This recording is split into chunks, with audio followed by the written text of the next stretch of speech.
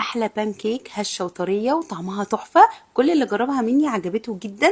طريقتها بسيطه قوي ومكوناتها بسيطه، وكمان هعملها لكم بشكل جديد وحلو عشان نحطها لاولادنا في اللانش بوكس، وهقول لكم ازاي بقى تخزنوها وتعملوها بكل سهوله. تعالوا بقى نشوف هنعملها ازاي. في بولة هحط بيضة بدرجة حرارة الغرفة، عليها ربع كوباية من السكر ومعلقة صغيرة من الفانيليا. هقلبهم مع بعض كويس جدا، وبعد كده هضيف لهم نص كوباية من اللبن بدرجة حرارة الغرفة واقلب. اضيف معلقتين كبار من الزيت واقلب كويس. وفي بولة تانية بحط كوباية من الدقيق، عليها رشة من الملح ومعلقة صغيرة من البيكنج باودر.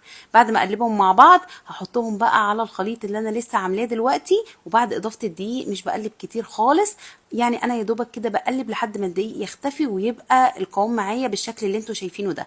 لو قلبتوا كتير البانكيك بتاعتكم مش هتطلع هشه ولا طريه ومش هتبقى حلوه خالص، فما تقلبوش كتير بعد اضافه الدقيق. هاخد مقدار معلقه صغيره وهبتدي ان انا اعمل بيه دايره كده، وعلى قد ما اقدر احاول اظبطها، ومقدار نص معلقه صغيره علشان اعمل الدايرتين التانيين. طبعا انا استخدمت المعالق المعياريه، بس انتوا طبعا تقدروا تستخدموا المعلقه العاديه اللي موجوده عندكم في البيت. اول ما تلاقوها عملت فقاعات كده من فوق بتقلبوها على طول الناحيه التانيه، والناحيه التانيه مش بتاخد ثواني وتلاقوها استوت على طول. وده شكلها الناحيه التانيه. انا طبعا مستخدمه طاسه مش بتلزق وده الاحسن، ولو ما عندكمش استخدموا طاسه عاديه بس دهنوها بحاجه بسيطه من الزيت. الطاسه بتكون سخنه بس النار متوسطه علشان ما تتحرقش منكم، وفي نفس الوقت تستوي من جوه كويس جدا. لما تطلعوها حطوها في طبق وفوق بعض عادي جدا، بس اهم حاجه تغطوها، يعني اوعوا تسيبوها مكشوفه علشان ما تنشفش منكم.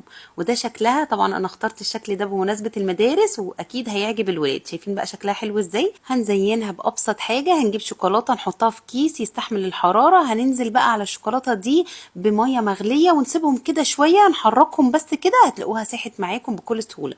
هتقطعوا حته صغيره قوي من الكيس كده، وهتبتدوا بقى بكل سهولة تعملوا العين بالشوكولاتة البني، وبعد كده تعملوا دايرة كبيرة بالشوكولاتة البيضة وجواها دايرة صغيرة بالشوكولاتة البني، علشان يديكم شكل الدبدوب الحلو اللي انتوا شايفينه ده. المقدار ده رغم ان هو بسيط لكن بيعمل كمية كويسة، وطبعا تقدروا تضاعفوا المقادير. لو عايزين بقى تحتفظوا بيها كعجينة كده مش مستوية، هتحطوها في علبة محكمة الغلق في التلاجة لمدة 3 ايام.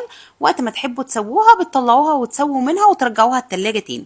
وممكن تعملوا كمية منها كبيرة وتحطوها في الفريزر بعد ما تبرد خالص برضو في اكياس محكمة الغلق. هتطلعوا منها الكمية اللي محتاجينها تسخنوها، هتبقى معاكم طازة برضو وحلوة جدا. وهي اصلا في العادي لو حطيناها في علبة محكمة الغلق في درجة حرارة المطبخ بتقعد 3 ايام طازة وكأنكم عاملينها دلوقتي حالا. مش قادرة اوصف لكم طعمها كان حلو ازاي. انتوا هتدعوا لي فعلا على الوصفة دي، كانت هشة وطرية وطعمها خطير.